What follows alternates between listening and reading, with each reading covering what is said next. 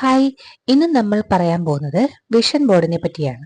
സത്യം പറഞ്ഞാൽ vision board എന്ന ഈ ടേം ഞാൻ ശരിക്കും പ്രോട്ടോടൈപ്പിലെ ടാസ്കിലാണ് ആദ്യമായിട്ട് കേൾക്കുന്നത്.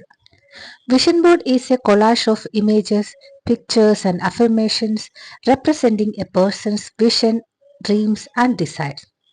വലുത് മനസ്സിലായോ? എനിക്കും അത് മനസ്സിലായില്ല. അതായത് നമ്മൾ അച്ചീവ് ചെയ്യാൻ ആഗ്രഹിക്കുന്ന കാര്യങ്ങളെല്ലാം ഒരു പിക്ചറിൽ ഇങ്ങനെ റെപ്രസെന്റ് ചെയ്യുക, കോട്ട്സ് എഴുതി വെക്കുക. അത് കാണുമ്പോൾ ഒരു മനസ്സുഖം, ഒരു മോട്ടിവേഷൻ. അതാണ് ഈ വിഷൻ ബോർഡ് കൊണ്ട് ഉദ്ദേശിക്കുന്നത്. കട്ടപ്പനയിലെ ഋതിക് റോഷൻ എന്ന മൂവി കണ്ടില്ലേ? അതാണ് സംഭവം.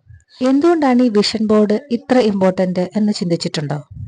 നമ്മുടെ ജീവിതത്തിലെ ഏതെങ്കിലും ഒരു പോയിന്റിൽ നമുക്കൊരു ലക്ഷ്യബോധം ഉണ്ടാവുക, അങ്ങനെ ഒരു ചിന്ത നമ്മുടെ മനസ്സിൽ വരിക എന്നൊക്കെ ചെയ്യില്ലേ? എന്നാൽ എന്ത് ചെയ്യണമെന്നറിയാതെ ഇങ്ങനെ നോക്കി നിൽക്കും. ആ സമയത്തായിരിക്കും നമ്മൾക്ക് എന്തെങ്കിലും പഠിക്കണം, ഡ്രീം ചെയ്യണം, ഗോൾ അച്ചീവ് ചെയ്യണം എന്നൊക്കെ തോന്നും.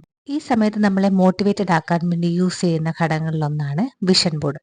പ്രത്യേകിച്ചും പിക്ചേഴ്സ് ആയതുകൊണ്ട് അത് ശരിക്കും നമ്മുടെ മൈൻഡിൽ രജിസ്റ്റർ ആവും. ഈ വിഷൻ ബോർഡ് ക്രിയേറ്റ് ചെയ്യാൻ ഏറ്റവും എളുപ്പമുള്ള മാർഗങ്ങളിലൊന്നാണ് ക്യാൻവ. ഞാനിവിടെ ക്യാൻവയുടെ വെബ്സൈറ്റ് വഴിയാണ് ചെയ്യുന്നത്. അതിനായിട്ട് ഗൂഗിൾ എടുക്കുക, അതിൽ ക്യാൻവ എന്ന് ടൈപ്പ് ചെയ്യുക. ഫസ്റ്റ് കാണുന്ന ലിങ്കിൽ നിങ്ങൾക്ക് ക്ലിക്ക് ചെയ്യാവുന്നതാണ്. ഞാൻ ഓൾറെഡി ഗൂഗിൾ സൈൻ ഇൻ ആണ്, അതുകൊണ്ടാണ് ഇത് വന്നത്. നിങ്ങൾക്ക് സൈൻ ഇൻ ചെയ്യുക, എന്നിട്ട് വിഷൻ ബോർഡ് എന്ന് സെർച്ച് ചെയ്യുക.